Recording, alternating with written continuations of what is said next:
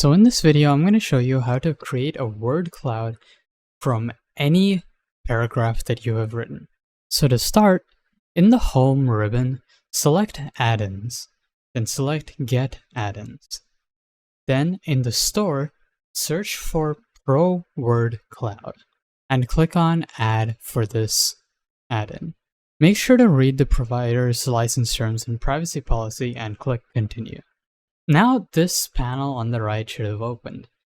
So select your text and select a font such as telephoto, and I'll go with the colors, suppose Easter egg. Now all you have to do is select the text or paragraph and then click on Create a Word Cloud. And as you can see, it's automatically made this word cloud from important words in your paragraph. To put this in our slide, just click it once and then click on our slide and press Ctrl V to paste it. Or you could also right click and click on Paste. So if you did find this video helpful or useful, make sure to like and subscribe to stay tuned for more videos, tips, tricks, and tutorials on our channel. Stay tuned.